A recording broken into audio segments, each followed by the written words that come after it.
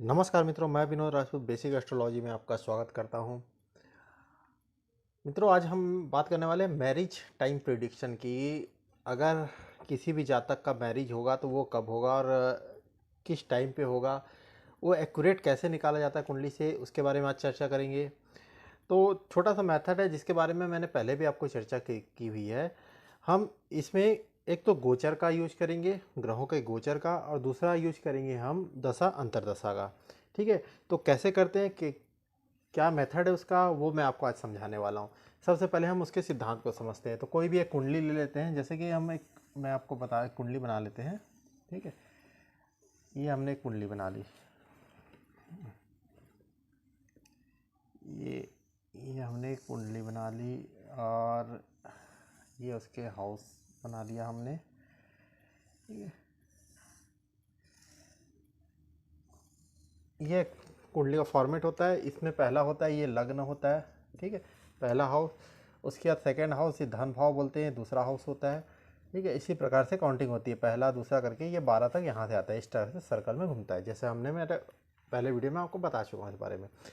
तो जब भी हम टाइम प्रिडिक्शन करते हैं तो हमें कुछ भाव को विशेष कर देखना होता है। पहले क्या होता है मैरिज में, सबसे पहले हमें मैरिज में देखते हैं लग्न को। क्योंकि लग्न क्यों देखते हैं? क्योंकि लग्न जो जातक स्वयं होता है, जिसकी शादी होती है, ठीक है, वो जातक को पहले देखना होता है, क्योंकि विवाह उसी का है। तो पहले हम लग्न को देखते हैं। लग्न खुद जातक के शरीर को डिनोट करता है, शरीर को बताता है। तो पहले हम देखते हैं उसके लग्न को। ठीक है, पहला हो गया लग्न, मतलब फर्स्ट भाव।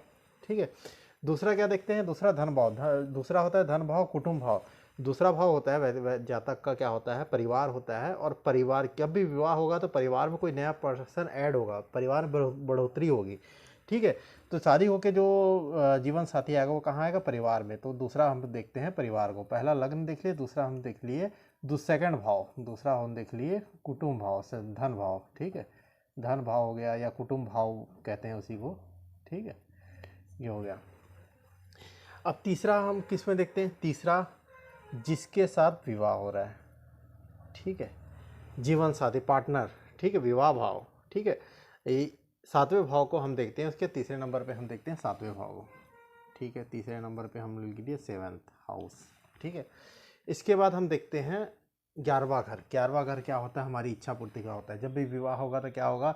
इच्छा की पूर्ति होती है। ठीक है, कामनाओं की पूर्ति होती है। ठीक है, वृद्धि को दर्शाता है। तो वो कहाँ से दिखेंगे? हम 11वें भाव से। तो हम चौथा हम देखते हैं 11th हाउस। ठीक है, तो विशेषकर इन चार भावों की भूमिका होती है। इन चार भाव में बैठे ग्रह, इन चार भाव के लॉर्ड की जब जब दशा अंतरदशा आएगी तो विवाह के योग बनेंगे। ठीक है, इसके अलावा जो विवाह के कारक ग्रह हैं, कौन से हैं? गुरु। ठीक है, और दूसरा होता है शुक्र। या तो इन भाव में कौन से? लग्न, ठीक है, सेकंड हाउस, सेवन्थ हाउस और 11th हाउस, इन हाउस के लॉर्ड की दशा अंतरदशा आएगी तब विवाह के योग बनेंगे। या फिर गुरु और शुक्र की दशा अंतरदशा आएगी तो विवाह के योग बनेंगे। या फिर इन भाव में जो ग्रह बैठे हुए हैं उनकी दशा अंतरदशा आएगी तो विवाह के योग बनेंगे। अब विवाह के योग कैसे बनते हैं? क्योंकि जब भी यहाँ पे बैठे हुए ग्रह की दशा अंतरदशा आती है तो क्या होगा? जैसे यहाँ कोई ग्रह बैठा हुआ, मान लो कि यहाँ पे बैठा हुआ है बुध, बैठा हुआ है लग्न में। बुध बैठा हुआ तो बुध क्या कर देगा? इस भाव को एक्टिवेट कर देगा। बुध यहाँ एक्टिवेट किया इस भाव में, लग्न में, लग्न कुंडली में बुध यहाँ बैठा है। तो जब भी इसकी दशा आएगी तो ये भाव एक्टिवेट होगा। इसकी शादी दृष्टि कहाँ पड़ रही? 7th हाउस में, तो ये भाव भी एक्टिवेट हो जाएगा। दोनों भाव एक्टिवेट हो गए। तो बुध की दशा अंतरदशा में बुध इन भाव का फल देगा। ठीक है, उसी प्रकार अगर इस लॉर्ड की दशा आ गई, 7th लॉर्ड की या सेकंड लॉर्ड की दशा आ गई, जान लो इसे ये गुरु है। ठीक, गुरु यहाँ बैठा हुआ है और यहाँ 9 नंबर या फिर 12 नंबर लिखा हुआ है, और इसकी दशा आ गई तो ये भाव एक्टिवेट हो जाएगा। ठीक है, गुरु अपनी दशा अंतरदशा में गुरु बाध्य हो जाएगा इस भाव का फल देने में। तो ये क्या है? विवाह से रिलेटेड भाव, विवाह कराने वाले हाउस है। ठीक है, जीवन साथी का हाउस है, तो गुरु जीवन साथी का फल जातक को अपनी दशा अंतरदशा में देगा। तो इस प्रकार से हम देखते हैं कि कौन से ग्रह अपनी दशा अंतरदशा में क्या फल देते हैं। तो विवाह का फल लेना है तो कौन कौन से घर एक्टिवेट होंगे तो विवाह के योग बनेंगे। ठीक है, तो ये हो गया। अब उसके बाद हम देखते हैं, ये हमने बता दिया आपको दशा अंतरदशा में कैसे विवाह के योग बनते हैं। अब इसी प्रकार हम देखते हैं कि गोचर में जैसे कि मैंने पहले बताया था, गोचर में जब जब गुरु की दृष्टि शुक्र पर पड़ती है, ठीक है, या फिर सेवन्थ हाउस, सेवन्थ लॉर्ड या शुक्र पे, दोनों पे एक साथ पड़ जाए तो और भी सटीक मतलब 100% विवाह के योग निर्मित कर देता, बहुत बली हो जाता वो योग, विवाह की संभावना उस समय प्रबल हो जाती है। ठीक है, जैसे कि गुरु बैठा हुआ है, मान लेते गुरु यहाँ बैठा हुआ है, ठीक है, तो गुरु यहाँ बैठ के क्या हो गया, 7वीं 5वीं दृष्टि किस पे डाल दिया, 7th हाउस में, 1 2 3 4 5, 5वीं दृष्टि डालने के लिए 7th हाउस में डाल दिया। ठीक है, और शुक्र यहाँ बैठा हुआ है, लग्न कुंडली में शुक्र यहाँ बैठा हुआ है, तो शुक्र जहाँ बैठा हुआ है लग्न कुंडली में, गुरु गोचर में या तो उस भाव को देखे 7th हाउस को, या फिर गुरु पे शुक्र पे दृष्टि डाल दे, शुक्र जिस भाव बैठा है उस भाव पे दृष्टि पड़ जाए। तो अगर दोनों पे दृष्टि पड़ जाए तो फिर और भी प्रबल योग बन जाते हैं विवाह के। अब ये कॉम्बिनेशन यहाँ पे मिल गया, और दूसरा ये जो मैंने बताया था, इस भाव की दशा अंतरदशा आ गई तो वो भाव बहुत ही प्रबल योग बन जाता है। दोनों कॉम्बिनेशन देखते हैं और बहुत ही प्रबल योग बन जाता है। विवाह का उस समय जातक का विवाह होने की बहुत अधिक संभावना, प्रबल संभावना हो जाती है। तो उस समय अगर जातक का विवाह का समय है, उसके कम्युनिटी में उस एज में विवाह होती है, ठीक है, तो अगर विवाह का उम्र हो गया है तो और ये कॉम्बिनेशन बन रहा है तो हम कह सकते हैं कि हाँ, इसके विवाह के इस समय इनका विवाह हो जाएगा। ठीक है, दूसरी बात हमको ये भी देखनी है कि इसमें कोई लेट विवाह के योग तो नहीं बन रहे, या फिर विवाह ना होने के योग तो नहीं बन रहे। ये इस बात का भी विशेष ख्याल रखना चाहिए। मान लो कि जातक का 24 की उम्र में, उसकी कम्युनिटी में 21 से 25 की उम्र में लगभग से 80 से 90% लोगों का विवाह हो ही जाता है। ठीक है, मान लो किसी कम्युनिटी में, ठीक है, अब इस एज में विवाह हो जाता है। अब जातक हम इस एज में हो जाता है, अब जातक इसी एज में दिखाने के लिए आया है हमारे पास। अब उसकी कुंडली में बना हुआ लेट विवाह के योग, शनि का प्रभाव आ गया है, जैसे कुर्क ग्रहों का प्रभाव आ गया, ऐसा योग बना हुआ है कि लेट विवाह होगा। मान लो कि उसकी कुंडली के हिसाब से उसका 5 साल लेट विवाह होने का योग है। अब उसके में योग तो बने हैं, ठीक है, गुरु का गोचर में गुरु की दृष्टि भी पड़ गई, ठीक है, ये भाव एक्टिवेट भी है दशा अंतरदशा में, परंतु लेट विवाह के योग भी बने हुए हैं। तो हम उस समय जातक ये नहीं कह सकते कि आपका विवाह हो जाएगा। वहाँ पर ये कह सकते हैं कि हाँ, विवाह के लिए रिश्ते आएंगे, विवाह की संभावना बन रही है, क्योंकि ग्रह एक्टिवेट कर दिया है, विवाह रिश्ते भी होंगे, पर वो विवाह में परिणित नहीं हो पाएंगे। ठीक है, तो ये होता है। तो इसी प्रकार अब इसको हम देखते हैं कि इसको आगे कुंडली में अप्लाई कैसे करते हैं। तो मैं एक एग्जाम्पल कुंडली से आपको समझा देता हूँ, फिर उसके बाद आप इसको अपनी कुंडली में अप्लाई करके देखिएगा आपकी कुंडली में सटीक बैठता है कि नहीं। ठीक है, तो आइए देखते हैं एग्जाम्पल कुंडली के द्वारा। तो हमने एक एग्जाम्पल कुंडली ली है। इसका जो डेट ऑफ बर्थ है 30/12/1987, टाइम है 3:40 PM, और स्थान है कोरबा के, छत्तीसगढ़ के कोरबा डिस्ट्रिक्ट में। ठीक है, तो इनकी ये लग्न चार्ट बनता है इनका, और ठीक है, तो इस लग्न चार्ट में हम इसकी दशा और ट्रांजिट के हिसाब से इसका जो विवाह का समय है वो निकालेंगे। जातक का विवाह हो चुका है, बट हम इस चार्ट में कैसे उसको निकालते हैं मैं उसको आज आपको ये समझाता हूँ। जो इससे पहले मैंने समझाया था सिद्धांत, उसको कैसे अप्लाई करते हैं। मैंने बताया था पहला हम लग्न को देखते हैं, तो लग्न में 2 नंबर लिखा हुआ है, मेष लग्न की कुंडली है, तो मेष का जो लॉर्ड हो गया कौन बना, तो शुक्र बना, तो यहाँ हमने शुक्र लिख लिया। ठीक है, पहला ग्रह हमको मिल गया शुक्र। ये शुक्र अपनी दशा अंतरदशा में करा सकता है विवाह। दूसरा हम देखते हैं कुटुंब में, कुटुंब में 3 नंबर लिखा हुआ है, तो कौन मिल गया हमको, बुध मिल गया। ठीक है, बुध भी हम लिख लिए, बुध भी करा सकता है। अब उसके बाद 7th लॉर्ड देखते हैं। ठीक है, 7th लॉर्ड में हमको मिल गया मंगल। ठीक है, मंगल की यहाँ डिग्री देख रहे हैं, डिग्री 0 है। 0 का मतलब ये नहीं है कि मंगल रिजल्ट नहीं दे पाएगा। डिग्री 0 का मतलब ये हो गया कि जब मंगल इस भाव को छोड़ के जब इस भाव में आया, तो अभी इस भाव में प्रवेश किया, मतलब दरवाजे पे खड़ा है, वो अंदर अभी इंटर नहीं किया है, तो वो 0 डिग्री है।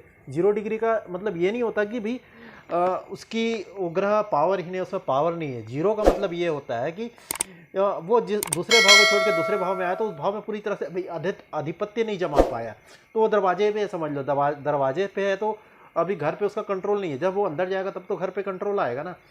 तो ये है कि अभी डिग्री 0 का मतलब है कि इस घर में अभी पूरी तरह से वो आया नहीं है, पूरी तरह से घर को घर के लिए उसका पावर आया नहीं है। तो इस घर के जिस घर में आता है ना, उस घर के रिजल्ट नहीं दे पाएगा। परंतु जब भी उसकी दशा अंतरदशा आएगी ना, तो ग्रह के स्वयं के कारकत्व का रिजल्ट वो देगा। वो जिस घर का मालिक है उस घर के रिजल्ट वो देने में सक्षम है, परंतु जिस घर में वो 0 डिग्री लेकर बैठा है उस घर के रिजल्ट देने को सक्षम नहीं है। बस ये 0 डिग्री का मतलब यही होता है। ठीक है, तो 0 डिग्री का मतलब यहाँ 0 डिग्री मतलब बैठा है, तो इसका मतलब ये नहीं है कि ये 8 भाव के रिजल्ट नहीं दे पाएगा। क्यों? क्योंकि ये तो उसका खुद का घर है, जब एक्टिवेट होगा तो अपने खुद के घर का तो रिजल्ट तो देगा ही देगा। ठीक है, भले यहाँ 0 डिग्री का बैठा हुआ है इस भाव का, पर ये तो उसका खुद का घर है ना। जब एक्टिवेट होगा तो ये दोनों एक भाव भी एक्टिवेट होंगे तो उसका रिजल्ट देगा ही देगा। अगर मान लो ये मंगल यहाँ बैठा रहता, 0 डिग्री का यहाँ बैठा रहता, तो भी जब एक्टिवेट होता तो 7वें 8वें का रिजल्ट देता। यहाँ रहने ना रहने कोई मतलब नहीं, जब भी एक्टिवेट होता तो 7वें 8वें का रिजल्ट देना ही देना, क्योंकि उसका लॉर्ड है, उसका स्वामी है वो। ठीक है, वो डिपार्टमेंट उसको मिला हुआ है। परंतु यहाँ जो 0 डिग्री का बैठा है तो इस भाव के रिजल्ट वो देने में उतना सक्षम नहीं हो पाएगा। ठीक है, तो 0 डिग्री का मतलब यही होता है। तो आशा करता हूँ आपको समझ आ गया होगा। अब देखते हैं कि हाँ, हमने ये दिख लिया, पहले दिख लिया इस भाव का लॉर्ड शुक्र, फिर उसके बाद बुध निकाल लिया। अब इसमें देखें कि या 8 नंबर इसकी खुद की है और मंगल बैठा हुआ, तो दोनों में यही आ रहा है, एक ही ग्रह आ रहा है, तो मंगल भी हमने नोट कर लिया। अब उसके बाद यहाँ पर देखते हैं 11th का कौन सा है, गुरु है। गुरु कारक ग्रह भी होता है और गुरु 11th लॉर्ड भी हो गया। अब उसके बाद लास्ट में लिख लेते हैं शुक्र। शुक्र हम ले चुके हैं, तो गुरु और शुक्र दोनों आ गए, जो विवाह के कारक ग्रह हैं वो दोनों आ गए अपने, 4 कारक स्त्री कारक दोनों ग्रह आ गए, और बुध और मंगल आ गया। तो अब इन ग्रहों की दशा अंतर्दशा में विवाह हो सकता है इनका। अब हम आगे बढ़ते हैं, अब इनकी दशा देखते हैं। ठीक है, ये हमने निकाल लिया। अब दशा से इसको मैच करते हैं कि कौन सी दशा मैच कर रही है। तो ना ये इनका जब कुंडली आई थी तो 2012 तक तो ये स्टडी कर रहे थे। 2012 में इन्हें पढ़ाई की, पढ़ाई करने के बाद इन्होंने रिश्ता ढूंढना चालू कर दिया। ठीक है, और उस समय इनकी दशा चल रही थी, 2012 से स्टार्ट हुई थी, मंगल की महादशा स्टार्ट हुई थी जो 2019 तक चल रही थी। तो 2012 से इन्हें मतलब अपने विवाह के लिए जीवन साथी तलाशना स्टार्ट कर दिया। तो इस टाइम ड्यूरेशन के हिसाब से इसके बीच हम एक बार निकाल के देखते हैं कि इसके बीच कौन सी दशा। देखो, मंगल की दशा चालू होगी तो मंगल तो अपनी दशा में विवाह कराने में सक्षम है। अब देख रहे हैं मंगल सक्षम है। ठीक है, मंगल अस्त भी नहीं है, ना किसी बुरे घर में गया हो, ना पाप कत्री में है, तो मंगल तो सक्षम है विवाह कराने में। तो हम ये मान सकते हैं कि हाँ, मंगल इस दशा में, मंगल की दशा में विवाह हो सकता है। तो पहला कॉम्बिनेशन तो हमने निकाल लिया कि हाँ, मंगल की दशा अंतरदशा में विवाह हो सकता है, तो हमने निकाल लिया ये मंगल। ठीक है, अब मंगल की किस अंतरदशा में होगा, तो मंगल के बाद मंगल की महादशा में फिर मंगल का अंतरदशा आया, फिर उसके बाद राहु का आया, गुरु का आया। तो ये तो हमने निकाल लिया। ठीक है, अब उसके बाद देख रहे क्योंकि 2012 ही में उसकी पढ़ाई मतलब ख़त्म ही हुई थी या हो ही चल रही थी, तो इसमें ये तो हमने हटा दिया। ठीक है, क्योंकि उस समय तो पढ़ाई कर रहा था, पढ़ाई रिजल्ट ही आएगा, हो सकता है 2012 नवंबर दिसंबर तक शायद इनका पढ़ाई चला है उस समय। तो अब उसके बाद ये राहु भी हटा दिया हमने। ठीक है, राहु क्योंकि हमारी लिस्ट में है नहीं, तो राहु भी हटा दिया हमने। अब उसके बाद गुरु हमारी लिस्ट में मिल गया, तो हमने एक लिख लिया कि हाँ, गुरु की दशा अंतरदशा में हो सकती है। ठीक है,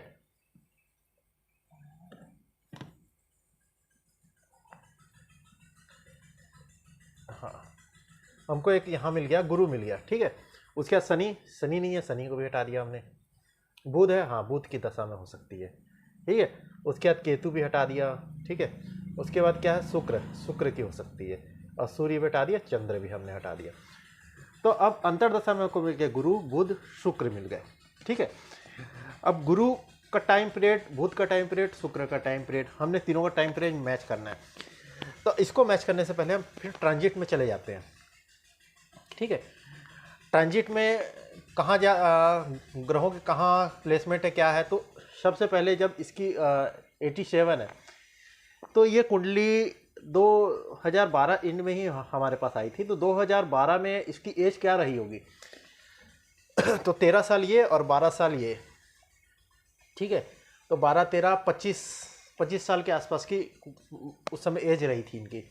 तो गुरु उस समय कहाँ था, तो गुरु जब इन्होंने जन्म लिया तो यहाँ गुरु यहाँ था। ठीक है, तो गुरु कहाँ था, 11th हाउस में। तो अब एक चक्कर जब गुरु वापस आता है तो 12 साल हो जाते हैं, 12 साल में वापस अपने घर में आता है, फिर 12 दोबारा चक्कर खाएगा, 24 साल।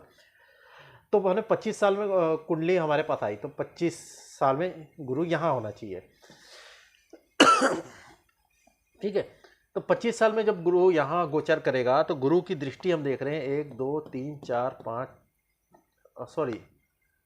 25, हाँ, ठीक है, 24-25 साल। 87 का 12 साल ये हो गए, 12 साल ये हो गया और 13 साल 25 साल। हाँ ठीक था, 25 साल हो गया। ठीक है, तो 12-12-24 और 25 गुरु 25 साल में गुरु का यहाँ पर होना चाहिए गुरु। अब गुरु यहाँ से गुरु की दृष्टि देखते हैं, 1 2 3 4 5 6 7 8 9, 9वीं दृष्टि यहाँ पड़ रही है, ना शुक्र पे पड़ रही है ना यहाँ पे पड़ रही है। तो ये देखते हैं, अब गुरु की दृष्टि देखते हैं, गुरु कितना 26 डिग्री का यहाँ पर बैठा हुआ है। ठीक है, 26 डिग्री का बैठा हुआ है गुरु। और कब बैठा हुआ है? दिसंबर महीने में इनका जन्म हुआ है। दिसंबर महीने में 26 डिग्री में बैठा हुआ है। ठीक है, तो दिसंबर मतलब ईयर के लास्ट में, मतलब यहाँ पे ये कुछ दिन बाद वापस इसमें चला जाएगा। ठीक है, ईयर के लास्ट में 26 डिग्री का बैठा हुआ है। तो जब यहाँ पर गुरु आएगा तो वो भी 25 जब 25वां वर्ष चलेगा तो ईयर के लास्ट में होगा, तो मतलब 26वें वर्ष में गुरु यहाँ आ जाएगा। ठीक है, गुरु 26वें वर्ष में यहाँ आ जाएगा। यहाँ से तो कहीं भी दृष्टि नहीं पड़ रही। अब 26 वर्ष में गुरु यहाँ पर गोचर करेगा।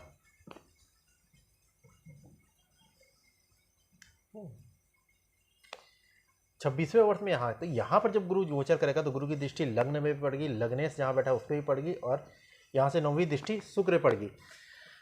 तो गुरु ने सप्तमेश पे भी दृष्टि डाली, सप्तम भाव पे भी दृष्टि डाली शुक्र। तो गोचर हमारा यहाँ पर फिक्स कर रहा है कि क्या हो गया, 1 साल बाद, मतलब 2000 जब 24 साल का था तो 26 साल की उम्र में हमारे पास इसकी कुंडली आई। तो गोचर ने बता दिया कि 27 के आसपास गुरु की कृपा उसको मिल जाएगी विवाह के लिए। गुरु सप्तमेश को भी दृष्टि डाल देगा और कारक ग्रह शुक्र पे दृष्टि डाल दिया। तो गुरु ने यहाँ पर अपना मोहर लगा दिया कि हाँ इस 2027 में संभावना है। तो 1 साल बाद, तो 1 साल बाद हम देखते हैं अंतर्दशा किसकी स्टार्ट होगी। तो देख रहे हैं उस समय गुरु की अंतर्दशा स्टार्ट हो जाएगी। ठीक है, तो मंगल के साथ हमको मिल गई कि गुरु की अंतर्दशा भी स्टार्ट होगी, तो गुरु विवाह का करा सकता है, तो गुरु की अंतर्दशा भी स्टार्ट हो गई। ठीक है, तो अब हमने टाइम निकाल लिया, गुरु की अंतर्दशा स्टार्ट हुई तो गुरु की अंतर्दशा 1 साल बाद होगी। ठीक है, अब उसके बाद प्रत्यंतर दशा हम जाते हैं। ठीक है, तो हमने जब मैं आपको दिखा नहीं पा रहा हूँ तो हम अंदर और डीपली जाएंगे तो इनका जो प्रत्यंतर दशा में अगर जाएंगे तो वहाँ पर बुध का प्रत्यंतर दशा स्टार्ट हो गया। ठीक है, और इनका मैरिज का समय था 11/12/2013। ठीक है, हमने टाइम निकाल लिया, मंगल की दशा में विवाह होगा। जब ये 26 साल के होंगे तब गुरु यहाँ पर आ जाएगा और गुरु दृष्टि डालेगा, तो मतलब 2013, 26 साल के 2012 में आया। एक ये जब 25 साल के थे तब 2012 में 25 साल के थे, 2013 में 26 साल के हो गए। तो इनका विवाह 2013 में होगा। 2013 में कब? तो 13 में अंतर्दशा स्टार्ट होगी। अंतर्दशा स्टार्ट होगी तो वो अंतर्दशा इनकी स्टार्ट हुई थी गुरु की नवंबर-दिसंबर के आसपास चल रही होगी। मैं एग्जैक्ट अभी डेटा उनका नहीं रखा हूँ क्योंकि अभी वीडियो बना रहा हूँ तो उसमें दिखा नहीं पाऊँगा आपको। तो वो नवंबर या दिसंबर में इनकी गुरु की अंतर्दशा चल रही थी।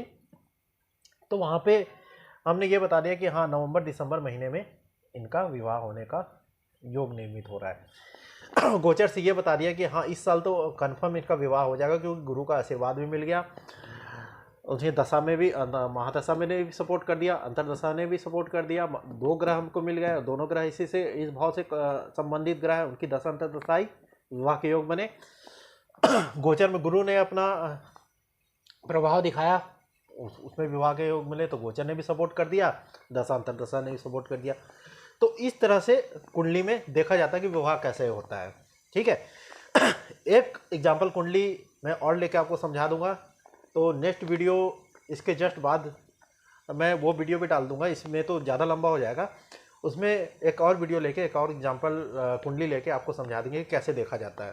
ठीक, आशा करता हूँ कि समझ आया होगा। अगर इसमें कुछ भी डाउट रहा होगा, अगर समझ नहीं भी आया होगा, तो नेक्स्ट एग्जाम्पल कुंडली जो लेके आऊँगा उसमें आपको अच्छी तरह से क्लियर हो जाएगा कि कैसे देखा जाता है। आशा करता हूँ आज की वीडियो आपको अच्छी लगी होगी। मिलते हैं नेक्स्ट वीडियो में। नमस्कार।